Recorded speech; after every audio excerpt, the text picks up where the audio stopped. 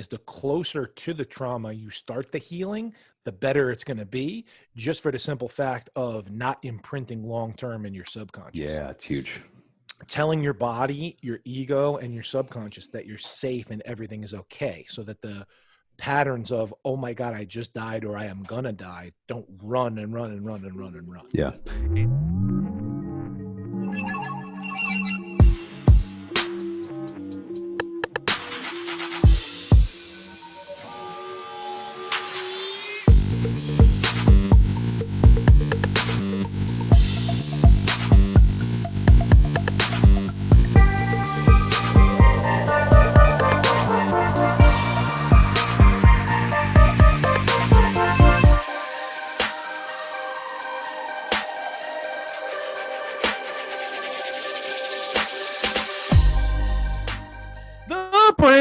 Podcast. I'm your host, Shawn Nixon. Your host, Jonathan Matthew. How's it going, man?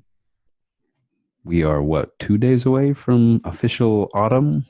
Oh, is that right? Fall? I don't do You don't do seasons? I don't do autumn down here. I gave up on seasons.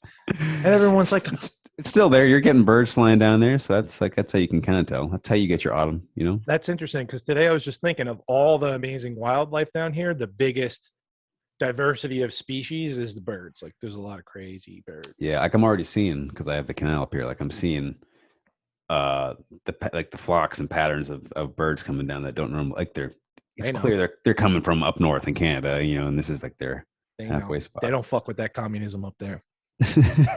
They're like, I'm out of here for the winter. Going to Cancun. Seriously, how far down do they go? I guess different species, like some of them go all the way to different species South go America. different yeah, definitely depends for sure. I'm sure some like cut in and go to the Gulf or something. Right. But there's like different flyways. Birds be doing what birds be doing. You know? Dude, I like birds, man. Just internal radars. Hate birds. I know a lot of people don't like birds. I'm a big fan of birds. Yeah. Like I understand if like you had a traumatic experience where a bird pooped on you and all of a sudden you hate birds or something like that. But like, you know, it wasn't his fault. You know, it wasn't he was like targeting you. If he was, there's no way of knowing, right? Yeah. It's something you were doing. It's supposed to be good luck in some people's interpretations, right? Getting shit on by a bird. I don't know how I feel about that being a good luck symbol, but hey, you never know. If it was like a bald eagle like pooping on me, like I'd be okay with it.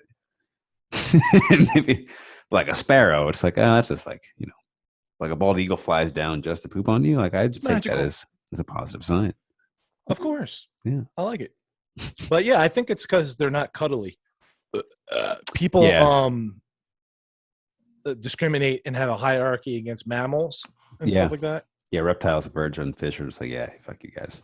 But I can cuddle you, because it creates that oxytocin response, right? You get that little like, oh, feels good, which it does feel good. Sure does, but I get that just from observing nature in general and watching birds. Yeah, even if you like, it's funny too, because a lot of people have like arachnophobia, in varying degrees. Like some people have like real arachnophobia, and some people are just like, I don't like spiders, you know. Which I used to be like when I was a kid, like I don't like spiders, but I didn't like bugs, but they were all crawly and. If you don't like bugs, you should like spiders even more then. Yeah, I was about to say, right? If you like, you stop and like observe a spider, you start to actually see them like doing stuff that's like not like human, but like very conscious. Like you see, they're not just like skittish or all around the place. That's when they're afraid. Obviously, have you ever observed one just like chilling? Like it's like they'll be like scratching. He's like eating the bugs that you. Head. Yeah. You know, like you'll do stuff like that. You're like, I do that. This he thing just scratched his ass. Yeah, like you'll see that. It's funny. It's fucking beautiful. So speaking of beautiful, today I'm going to tell you a story about what happened to me the other day. And I told you before, but hopefully I can give like good enough detail just to bring up a topic that we feel is very important without making it seem like I'm some superhero, because I'm certainly not. Captain America. That I am. But well, no, I am a superhero. But I mean, in this specific story is not to be braggadocious, but it's to lead on to a topic. Let's put it that way. So the other day I'm driving and I'm at a red light, and there's a not super busy, but more of a main road ahead of me. And out of nowhere, bam! SUV gets T-boned big time, rolls and flips 4 to 6 times, I would say, at least 3 times, and lands 10 feet in front of me. And it lands upside down? Upside down. glass everywhere, airbags exploded. The car that hit the SUV, barely dented fender, woman steps out 150% fine. Like crazy. That's crazy. How her airbag didn't go off, how she's not even dinged or emotionally anything, didn't give a fuck. Wearing, her mask wasn't even crooked. She was still so I'm like 10 feet in front of it, and I look around and nobody even takes their hand off their steering wheel at the red light or even blinks or gives a shit. So I fucking throw it in park, hop out real quick, go around to the one side that I assume. So here's the part that I forget because I'm like trying to remember. I go around to the left side, which you think is the passenger side, but the motherfucker's upside down, so it's not. Right? So all I see is airbag and glass and chaos. So I'm like, oh, she's dead. I'm like, oh, there's a dead person there. But then I'm like, oh, it's upside down. So the driver's on the other side. So hopefully I can't see anything on this side because there's just nobody was there, which happened to be true. So I go around. And she's hanging upside down, dangling from the seatbelt, glass everywhere. And it's an older lady, maybe let's say 60-ish. Just traumatized and physically 100% fine. Only cuts from the glass, but literally every single window broken, crunched metal, both airbags out. And the one thing that I remembered first was I told her, I was like, everything's okay. Calmed her down, like squatted down through the broken little window. And I was like, the two things we got to worry about here is not getting us both cut to shreds with this glass. And more importantly, a lesson that I remember was when I was in a bad car accident, one of a couple, the airbag, it's not that it fucks you up so bad. It's the explosion that puts it out, fucking burned the shit out of me. The little rocket boosters that blow it out, they still burn on the side for like a couple of minutes. And if you touch those fuckers, you're in trouble. So I was trying to like move that shit to like not get her face burned. Yikes. And then like moving glass around. She's like, my phone, I was just going to work. I don't know what, like, and then she's saying like emotional, incoherent type of shit. So I'm like, everything's okay. You know what I mean? It could have been worse. And I'm literally just calming her down. So eventually a woman like gets out of her car all frantic and calls 911. So I was like, all right, thank you. Then the other woman was fine. So now I'm just here. Now that I see that she's 100% fine physically, I want to get her out of the car that's like semi on fire and super bunch of glass all over the place. Plus I don't want her hanging upside down for an extended period of time. Yeah, an extended period of time. So, but point being is I am no physical hero, and I don't want to compare myself in any stratosphere to an EMT, police officer, or a fireman, right? So obviously they're going to come do the physical work. But the point of this whole story is the quicker you can get to non-physical trauma response and giving someone a hug and telling them that they're going to be okay, the better it's going to be for their long-lasting trauma response internally. So the same way you want to get to a disease or a physical injury as quick as possible to treat it, you want to also get a person to a comfort level mentally and emotionally and potentially even spiritually. Because what happens is when there's trauma, the ego is trying to just respond in any way that's it can to survive, and it's a little frazzled, right, and frantic. But the subconscious is, oh my God, we're going to die. And a lot of times there's trapped emotions that happen. And specifically in childhood, and maybe we'll get there and today, and maybe we won't. But the point is, as soon as I helped her out, the police and firemen got there pretty quick, right? They were awesome. They came pretty quickly. Her eyes are huge. She's terrified. She literally almost died, even though she escaped physical harm other than some cuts from the glass. And she's like looking around like a zombie to who's gonna like help me, and nobody's there except for a fireman and a police officer, and they go, not now, ma'am, like step to the side or something like that, trying to just do their job to cone off the traffic, because their first thing is let's not have another accident. We're fucking blocking off traffic here, right? So they're putting up cones, and they tell her not now, and she looks like distraught that she just almost died and nobody's even telling her what to do. So I just take her off to the side a little bit, and I start explaining to her that everything's going to be okay. It could have been so much worse. You're fine. And I'm not saying it like this. Like I was so much better in the moment as far as like, Yeah. having a comforting tone of voice. Now I'm just telling the fucking story. I really was on it. But point being is I was really had like an energetic connection of my first, like I used the momentum of the energy of when I crouched down, I was so grateful that she wasn't physically hurt. Because the first, my selfish ego went, fuck, I really don't want to see a dead body right now. Because this is a bad fucking car accident. Like I was like, fuck, like I prepared myself to see something not good. And when I crouched down and she was physically fine, I used that energy and momentum of, yes, lady, like this is awesome. Like you're great. Don't worry about the car. This is so good. Like this could have been so much worse. Like, and I really, and she was like, oh, you're right. Like I really saw that I wrangled her into a better emotional state of being, let's say. Yeah. So once again, I'm not saying I'm some type of hero. The point of this is not me getting her to physical safety, which the police officer would have done 5 minutes later anyway, but the giving her a hug and telling her everything was going to be okay closer to the trauma is going to help not imprint a traumatic experience on the subconscious to then show up in not good ways later down the line. Yeah, I know there's with trauma there's so much that happens, right? There's obviously the mental emotional stuff, and then there's the it gets trapped in your nervous system, like that response gets trapped in there as a kind of program. It's like, okay, it's like a learned program, right? So but like what you said at the very end, I think is like very, very important, which when you were telling the story, it's like the first thing that popped in my head was like there was nobody really there besides you who just happened to be there, who you might, if you were anybody else, might not have even gone in and gotten involved into the accident, right? That provided emotional support, right? And if she didn't have that, like, I don't know what would have happened, but I can tell you that she probably would be less calm, right? From your, and then who knows what that goes to down the line, right? Because she's going through probably a lot of things, right? Like, for one, there could be a lot of guilt, right? Like maybe I caused this is my fault, or like I'm like and so that's the one thing people usually do is they start to, you're just got in a car accident, but you're like, our ego just goes right to some sort of blame for this. And such a great point. It was the lowest vibrational states. It was fear and guilt and shame. Yeah. Immediately. Yeah. Palpable. And I physically raised. That's a perfect point, because she obviously she's in fear, like duh. But definitely guilt and shame of I was just going to trying work. To explain. It was explaining and bargaining and everything just to herself. I thought I could make the yellow light. I didn't see that other person. Because in where I'm at, I don't know if it's all state of Florida, there's like a blinking yellow.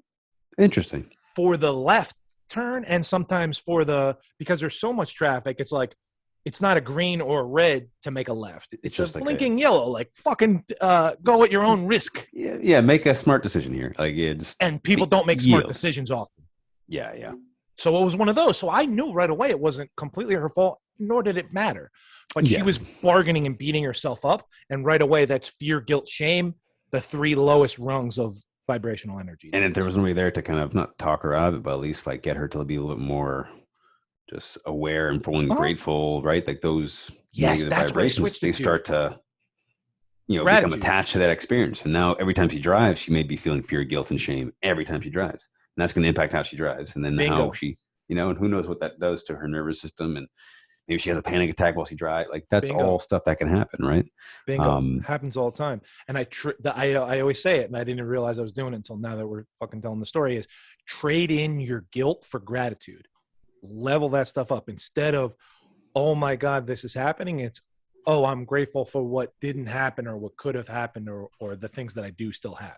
Yeah. And if she was responsible for the act, then that will get sorted out, the way it will get sorted out, right? There's however that happens with insurance. It's quite possible.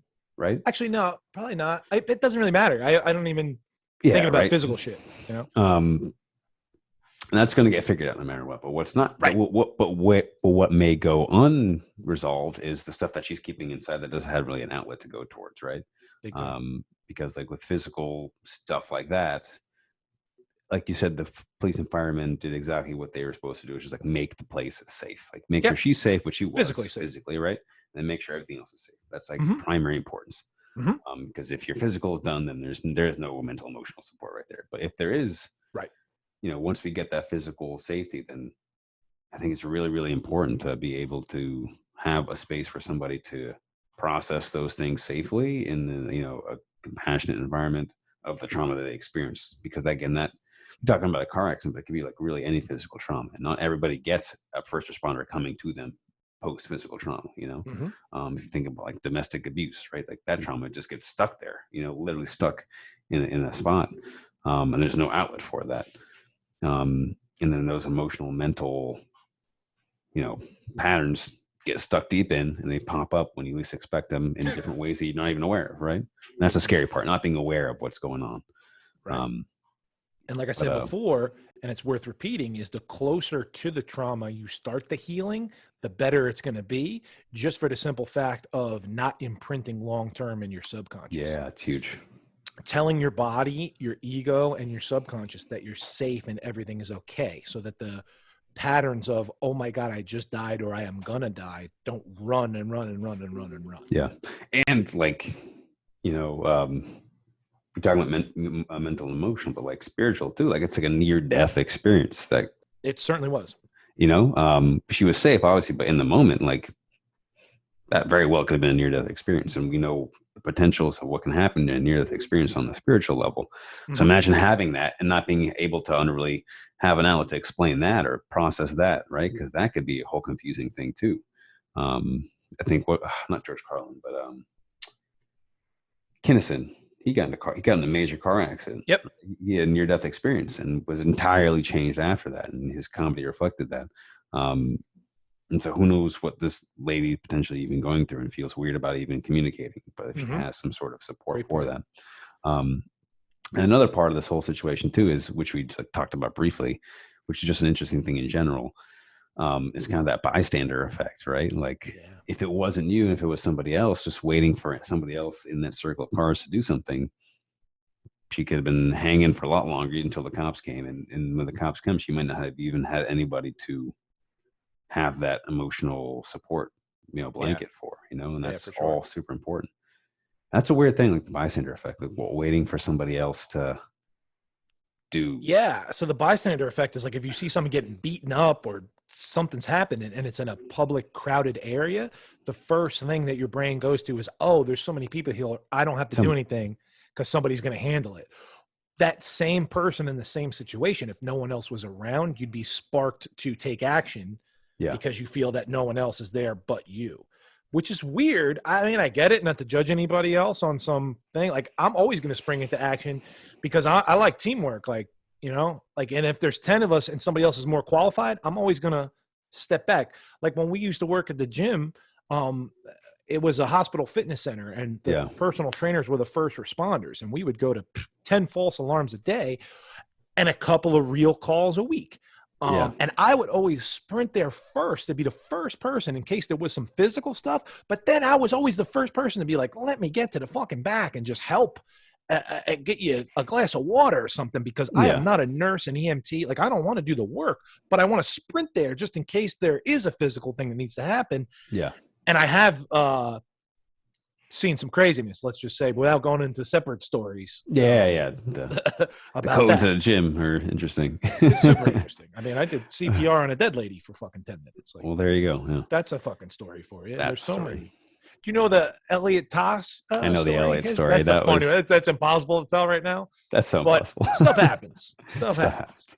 But yeah, I love what you said. And also a little bit out of my league spiritually, but I'll touch on it, is when the body is in such a fear state like that, that's when demons can possess either your higher self or what's it called? Like your inner child or something like that. When you are in such a near-death fear state, that's when negative and dark entities can latch on to things. Now, this was only a brief moment for her, but point being is, and like I said, I'm unqualified to say this as a guaranteed statement, but getting her out of fear, guilt, and shame definitely rose her vibration on, so that physical, mental, emotional, and potentially spiritual healing can begin. Yeah, because it's in a compromised energetic, state. Precisely. Right there. And a lot of that can be like, fear, guilt, and shame becomes like a breeding ground for other things that manifest. Well, momentum is momentum. Yeah. Whatever you feed is going to grow. If she could have went on a whole downward spiral of depression, Yeah. And if after it's that. in the We've all seen it subconscious, from it's anything. even worse because you're not even aware of it. It's just kind of like the monkey on your back that you don't even where it's pulling the strings, right? Oh, we've I'm not all sure if had I just monkeys. mixed up two metaphors there, but Oh, I love it. Dude, you know I love it. a monkey playing a puppet, playing you. It was That's an image perfect. right there. It was absolutely perfect. Uh, But yeah, it's totally right. So many people when the political uh propaganda of nonsense likes to throw that volleyball back and forth of the far left and far right to confuse people in the middle and to get the extreme 10 or 15 or 5 or 1% on the far left and the far right of people have the loudest politically, voices. Yeah. the loudest voices on the farthest extremes of each end, which are both stupid and I like to call out, so the people in the middle that are smart, 80 to 98% of the people that are on the Yeah. same page, don't get confused by the far left and the far right just because of which way they lean.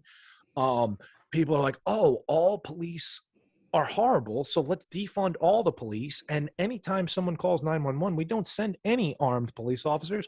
We just send counselors and with a notebook, and we sit them down and talk to them. And then some people are like, oh, that's the stupidest fucking idea ever. We need to send more guns and whatever. And I'm like, guys, you're both a little bit too far left and too far right on this. Why do we not send both? Therefore, there's a trained police officer to handle physical situations. Then, if he needs backup, he calls for backup for more physical stuff, because clearly that's, like you said, the first thing to handle is physical danger. Once he or she, the police officer, has cleared the situation and everybody's physically safe, if there is a domestic thing or an emotional thing or a trauma thing, that's when a counselor can come in. And then if one person needs to go, the cop or the counselor, they can be dismissed. But like, my point is, why not go together and work as a team? Because a counselor damn sure ain't trained to do physical shit. And a lot of cops, not all, but 99% of cops are not trained for emotional, mental, and spiritual stuff. Some are really good people that totally get it, but most are dealing But with that's their not own. part of their formal job description, That's nor not, should they don't even get necessarily enough be. physical fucking training. Exactly. They don't Okay? even And get that's enough not their physical training. fault. No. That's a whole separate conversation that we're not going to go into. But the point of this is, send both, so you're nipping physical, mental, emotional, and potentially spiritual at the bud right at the trauma. The same way you want to respond fast for a dangerous situation or a physical trauma, so there can be response. I think you should send a counselor immediately, because we all know the benefits of like a talk therapy and Yeah. psychiatry and stuff like that. A lot of times it's months down the road. You have to sit with it and go through all kinds of more trauma that compounds. And then eventually you make an appointment to sit on the couch with somebody after it's already sunken into your subconscious. Yeah. I don't know. I'm just throwing it out there because I've never heard that as a proposal. I've only heard defund all the cops. Either or, right? Either or. And Arm them with that's a AKs. horrible idea. Right. And I'm like, guys, you're just playing political volleyball here. Well, yeah. Tossing shit back and forth. Yeah, and just even like on the thought level, it's just like a lot of it's just like extremes for the sake of spite to the other side. So it's not even That's my conscious. Point. It's unconscious, right? That's what I see. That's what I observe. Is but like what you said, like that's, if we're really conscious, then we're assessing, we talk about like literally all four layers. Like you're getting your physical, mental, emotional, spiritual, right? And that will, for one, too, like say somebody has a bias against cops, right? And the cop responds to a situation, that person does not feel comfortable with that person. Whether the cop's good or bad, that could just be that someone's own trigger or trauma response. You're bringing somebody else in who's a little bit separate, not like a good cop, bad cop, but like it's like you have like, because for some people it is like a trigger, whether that's justified or not, because not all cops are the same, right? But that's just like dealing with people. You have someone who's not going to be this enforcement, more authoritarian kind of figure. You have someone who's going to be a bit more softer skills, which are super necessary. But yeah, why not do both? I love that, because now you're not putting a cop in a situation where he's going to become, the antagonist when he's not really being it, or put him in a situation where it protects everybody. Yes. You don't show up with no guns, but you don't show up with only guns. You know what I'm saying? Exactly. Because what if it is a murder scene, right? And then you're the cops interviewing the witness with his fucking notebook because they have an investigation to do. And then they're like, okay, thank you. See you later. You just saw fucking dead bodies, bro. You need to talk to somebody immediately about that. Yeah. You know what I mean? Like, why then is there not and maybe there is in some circumstances, and I'm just uneducated on that. But like, for the most part, like when you're the witness and you're talking to a cop, he folds his notebook up And he says, thank you. And just walks away. And you're standing there shivering on the crime scene still. Yeah. Yeah. Why does the counselor not swoop in right there and say, thank you for everything that you helped with the cop? Can we talk right now? And obviously, here's who I am. Obviously, we'll set up a time to talk in the future. But like right now, you know, what you're experiencing is whatever the fuck they're going to say. I'm not a professional. But point being is what I am a professional at is knowing that it needs to be done sooner than later. Yeah. Yeah. And just take your situation, your scenario, for example, right? Like imagine SUV flips over, which side note, it's not something that everyone kind of forgets that. Like, remember when SUVs first came out, there was such a big concern because they roll and like they fucking actually do. And people, the minivan people got made fun of because that guy, he got a minivan, but then SUVs roll. It's a real thing. And if you've ever driven one, like a really tall one, like fast, you can feel that shit. On a windy day, Jesus. But that thing's rolls, and then the counselor shows up in the Honda Civic, and he, like, what is how, you know, like, is he going to be able to safely assess the situation and clear the stuff? Oh, by himself? Hell no. Hell no, right? He could have done what you did, but then who's going to take care of all the other shit, right? So send both, right? Send both, guys. Yeah. The same way you send EMTs with backup and cops with backup and firemen with backups. Eventually there should be counselors on the scene. And, you know, all I see is just is nothing but good idea. Like as far as not only helping people, but creating more jobs now, you know, like an in the field counselor. Yeah. And then you have some people that don't want to do that and they would rather stay in the office. And that's great too. And then the dynamics of, you know, like them working with law enforcement together and together. Like what they can both benefit from each other on the scene and having that, you know, like I think that only strengthens our ability to big time, not just protect people, but also help people heal afterwards. Here's right? The next thing. Cops that see shit, they got to do paperwork for weeks and go to trial, and then they get to see the counselor.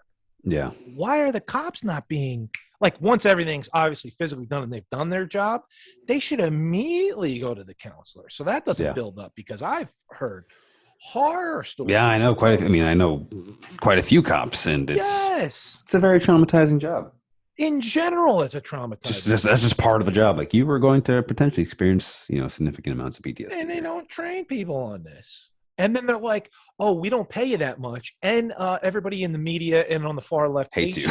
And then you don't get paid that much. So to really feed your family, you're going to have to do overtime. So now you can't fucking sleep because you're working a 12-hour traffic shift overnight, and you've worked 9 days in a row now because you're on. Now then you're in a position where you feel obligated to pull somebody over, even though you shouldn't necessarily. And you're making bad decisions, just like we all make bad decisions when we're emotional or underslept or overstressed.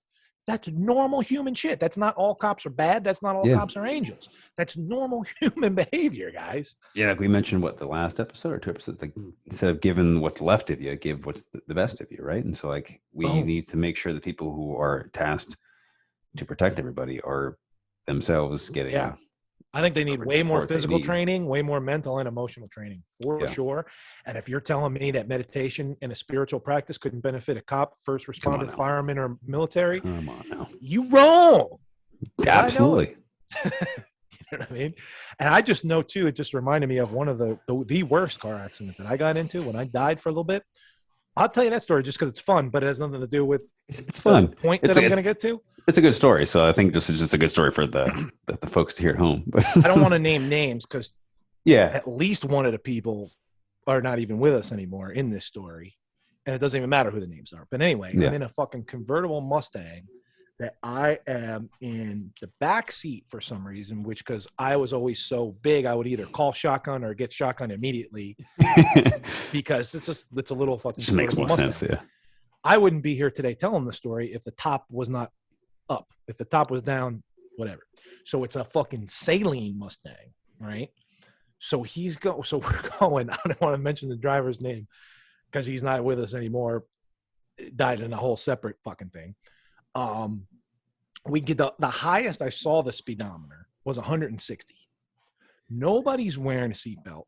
Windy country back roads. Jesus. Coming up to a 4-way stop, and he knows the 4-way stop's going to be there. But before that, deer are kind of jumping out everywhere because this is New Jersey. This is New Jersey, by the way, right? Middle of New Jersey, in the most rural. It's one of the highest rates of deer accidents in the country, actually. Yes, it's dude. fucking deer everywhere. And it's 3 a.m. We're fucking drunkard and piss, high off of everything, driving 190. Literally saw 160 on the speedometer because it's a fucking Saleen Mustang on a downhill. But then it gets windy, and he's able to handle it. Oof. Deers are jumping everywhere, so then he starts to hit the brakes too hard, and it's like a little bit of a fishtail swerve. That's a rear-wheel drive car. Yeah. So then the 4-way stop is coming up, which, in retrospect, maybe better to just blow it because there was nobody there because it was 3 a.m. But then as he pounds on the brakes, we rolled so many times, I can't even tell you how many times, because I died in the middle, literally. And then it eventually, the car blasts into the trees and lands upside down. Same thing, glass everywhere, whatever. The two things I can remember is it was fishtailing and lost control for so long that the driver's older brother, who's behind him in the back, was wise enough, even though he's a fucking moron, genius moron, right? Knows that we're all not wearing seatbelts, right? So he tells me to grab the person in front, and we create a seatbelt sandwich. Jesus. I don't want to say the names. Fuck, I don't want to say the name. Yeah. But anyway, the guy in the passenger seat, it's harder to tell the story this way, but guy in the passenger seat, I'm behind him, and I squeeze him and grab him. So now it's guy front seat, me as a sandwich. And driver is being sandwiched by his older brother behind driver's seat. So we're making our own fucking seatbelt. It rolls 50 million times, slams into the woods and the tree, lands upside down. Fast forward, we end up not calling the cops, calling his dad, who brings a bunch of guys. So all of us flip the car over, put it in neutral, push it, completely total mess of a metal, but this just has wheels. Push it, hide it in his garage, and so many people witnessed it the next day. Like, how the fuck are you still alive? And then we did the insurance claim of fucking 9 deer and a bear and a rabbit. Santa Claus came with the reindeer. Fucking jumped us or whatever at 3 a.m. And so anyway, I'm fucking out dead for, they claim 15 minutes. To me, obviously, it feels like 2 seconds. And they're going, Nixon, wake the fuck up, and shaking me just because they're traumatized that I'm fucking dead. Because let's at least say unconscious. Yeah. At the very least. And just covered in glass and blood. And when I wake up, all I remember is the song that was playing. Long story short, I just know how trauma gets imprinted from stuff like this. I am a great driver, so I wasn't skittish. Well, since then, I never really want to be in the back or in the passenger seat. I'll tell you that much, maybe for other reasons. But when you're driving at any speed and the radio's blasting, it's a cool song and it's fun. When you're going 0 miles an hour and you're upside down and there's glass everywhere and the radio is still maxed out, all I remember is waking up to Eminem's Superman at full volume in the middle of the woods, essentially. So it's blaring, and was dead or gone for a little bit. Wake up covered in blood. The guy's shaking me, his older brother. And Eminem's Superman is blasting. And I'm like, what the fuck just happened? They dragged me out. And so point being is I couldn't listen to that song for years. I've probably only heard that song once or twice. And it was one of my favorite songs. So like you would try to like go back to it as like a classic, whatever. I would physically be triggered by that song and have to leave the room or change it really quick to change the fucking track. So point of all this rambling is not even to tell that silly story that one of my many escapes of death, like literally 5 at least, more than that, escaping death, is to show you how much that song just imprinted me to that moment. Her radio wasn't on, and I found her phone and the thing she thought she was worried about or whatever, this lady, but she really just needed a hug and to be told that everything was going to be okay. Yeah. And I think that helped her a lot. That's a crazy story. Yeah, I got a lot of crazy stories, so I don't know. We just slip them in like randomly or whatever. Yeah. And maybe it was a little mumbly jumbly because I didn't want to. No, I mean that's. But a lot of the people, and it's so funny because a lot of the people that were involved in that story or saw the next day are not with us because that type of crowd, not a lot of people make it. Which is another reason why I know that I'm here for a bigger purpose, because there's been so many times where, and then you read Dolores Cannon's work and see her videos and stuff, and it's like, oh, anytime that happens, it's just because that wasn't in your soul contract, because you get to, according to her, who channels the highest of high, you get to choose your exit plan as well. So if that's not in your contract, either angels or God or the universe will save you. And that's what near-death experiences most of the time are, is, oh, you were in a weird situation, but we can save you because it wasn't your time to go. Yeah, it's not your time. How do you feel about that idea? Because that's a controversial idea. Not controversial, well, yeah, I guess controversial. That's super controversial, because some people will say it's mumbo jumbo. Somebody will say it was God's plan, and my faith in God saved me, and an angel saved me, or so that. But like, to me, I didn't believe in any of that, and I just saw so many fucking times where I legitimately should have been dead. Like, should have. Like, that was even like a medium close one. There was like ones where I should have been dead for sure, and I'm not. So then I just use common sense and logic and the fact that I don't believe in coincidences and add that up. And whether it's true or not, I run on the momentum of, okay, I'm here for a reason then. If I can't take myself out in car accidents and drug overdoses and this person and that person and these crazy quote unquote coincidental circumstances can't take me out, then I'm here for a reason to give back. And I should continue along my purpose. Then, like I said, you read Dolores Cannon, and she specifically says, and she's right about so many other things that have been proven and have come true, that in your soul contract, you sign up for your exit strategy as well. And if that's not how you're meant to go, then you're not meant to go. So I take her word, which I believe her other things, and then my experiences, which I said, like I said, I'm not believing in coincidences. And that does make sense to me. Yeah, it's like I've heard that too, the soul contract thing, and it's interesting just because then it becomes this weird kind of play with like, well, is that destiny essentially? Then is that part of it into as well? Because then how does that fit in with manifestation? It sounds like everything is scripted at that point. It does, which she does kind of say it like that. She says when you die, it's like exiting a stage, and then you're able to watch the play continue. So that's how I kind of interpret it. I feel like there are definitely forces where that's like our higher self beyond our control that are creating some parameters around things, right? And within that, there is a level of free will, or at least the experience, or at least the experience of it, whether or not it is true or not, the experience of it. So I think that covers like the people who like believe entirely, like everything's just entirely deterministic and then everything's entirely predetermined, right? I think that's, again, it's another extreme polar opposites where I think the truth is somewhere in between there, you know? Course. And then like to your point, because like what to your other point, because like especially with like youth, right? Like when you go through that near-death experience like so many times, like that could like create a couple different perceptions in your mind. For you, it became more of like a sense of gratitude and purpose, right?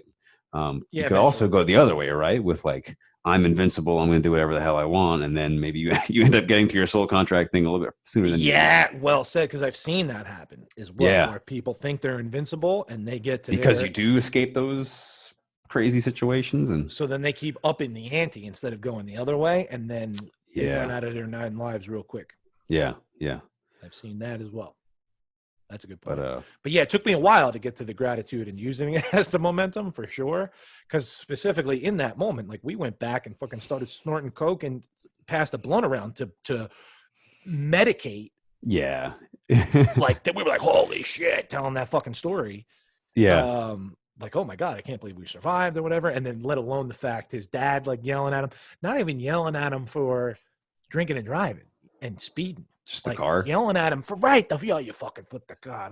Oh my God, I got another fucking car or whatever.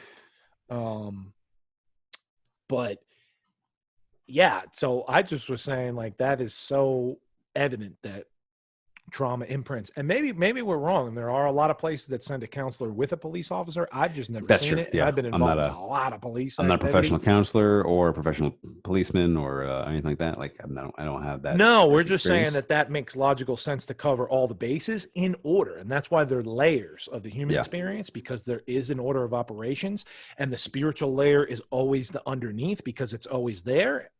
and the physical is always on top because it's always first.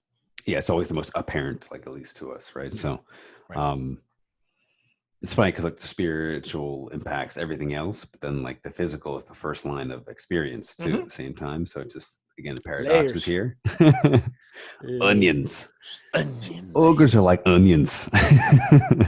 We're all like Absolutely. ogres, like that are like onions. So we're all onions essentially. Stinky Um, ogre onions that cry. that cry. Yeah, crying's a good thing. Oh, so good, dude. If you don't, if you, dude, emotions. If you don't, if everybody right now, check your fucking watch. If you haven't laughed or cried recently, go do something about that. And even if you have to trigger it, and I don't know, see, once again, I'm not a professional here, but this does help me. If you watch a super funny video to trigger a laugh on purpose, or watch a super, I don't want to say sad, emotionally Like a melancholy, like something that triggers like a deep emotional response. People to don't like move. sadness. Like I'm like one of those people that people don't like are weird by because I don't like sadness. I just have like a really really healthy appreciation for it because Me like too. if you're because we were just even talking about this before about little plant medicine journey that you went up like when you experience like that deep sadness, it's like a really deep. It's a reflection of like how much you care about something, right? Yes, well I think said. people are afraid of that because it puts you in a vulnerable spot, like to care so much. That's why cool kids who are teenagers like seem so aloof and like I don't care about anything. It's because they're Right. vulnerable. They're That was vulnerable as me. fuck. Yeah, Of they're course. insecure as fuck. Like that's a ton of insecurity there. Um, Because you're afraid to be vulnerable. to Therefore, care, you're showing insecurity. yeah, caring is being vulnerable, right? And Yeah, big time. that's you know, so yeah.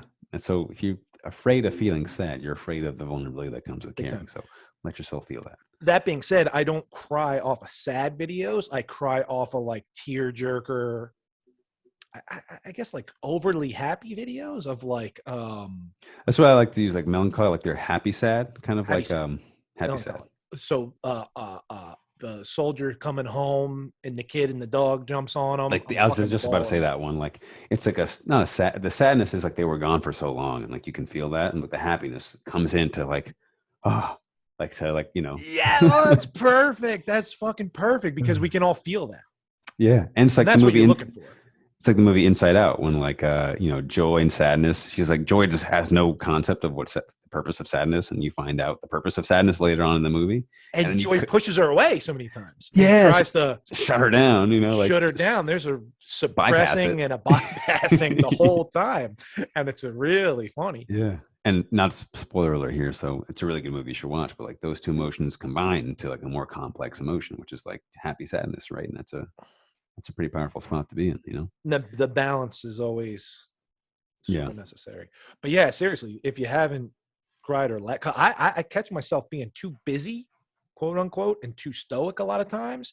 Or shit, I haven't even fucking laughed at because a lot of times, like, what's funny, like somebody telling you a joke or a meme or something, if you're not going to watch a comedy thing or whatever, like, point being is I'm alone most of the day. Like the dog's not telling jokes. Like I smile at her, laughing, like a belly laugh is different energy Yeah, than yeah, yeah.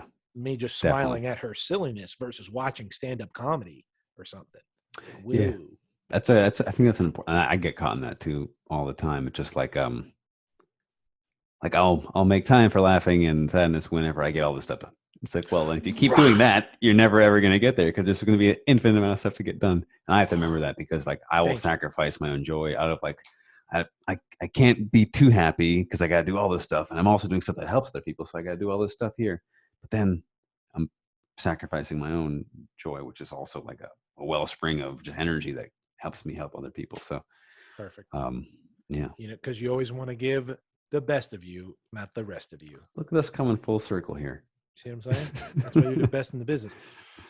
Seriously, and I love what you said that because we're at the level of understanding service to others is the way to go.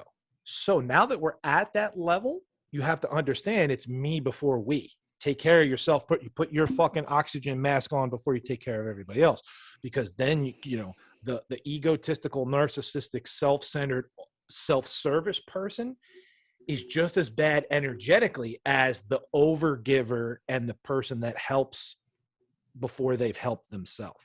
Yeah, so you're energetic. saying like the virtue signaler versus like Yeah, like if you're trying the to chronic help helper. everybody, yeah, the chronic helper, right? Yeah. Who's That's doing a it to slippery avoid slope. their own kind of stuff, right? Right. So take care, right. So take care of your shit and then understand that taking care of yourself is the first step in the path to service to others. Yeah. And then like, yeah, and touching on like just letting yourself feel sadness, feel joy too is all really important to, especially if you're out there right now and listening and you're working on a side hustle or starting a business or trying to crank through school or like anything that requires intense focus for extended periods of time is very, very stressful. And it feels like your life is dependent on it. Whether that is true or not is entirely different. But like you got to make space for joy, because for the exact reason that lady got in that car accident, right? Or the same reason you got in that car accident, because you never fucking know when your time is up, right? Absolutely. If you didn't make your, my aunt passed away not too long ago, and she was telling one of my other uncles, I went down for the funeral. She said, like if I had known life wouldn't be this short, I would have enjoyed it more. Like, and I think she definitely did enjoy life. She wasn't like a super stressed person, but like it's just like I think everyone's gonna feel that, like when you get there. That's the wow, number one so thing. Much. And Gary Vee talks about it all the time. He goes, if you want to change your perspective on life, you go to an old folks home, that's it. Hospice, retirement center, whatever. And you ask them what their regrets are. And it's always that. Yeah. And you don't want to go to the grave with regrets. So it's always do the things, take care of yourself, take care of everybody else. Yeah. All right. So that's another good one in the books, ladies and gentlemen. Take care of yourself before you take care of everybody else. Check yourself before you wreck yourself. Take your vitamins, say your prayers, and we'll see you next time. Peace. Deuces.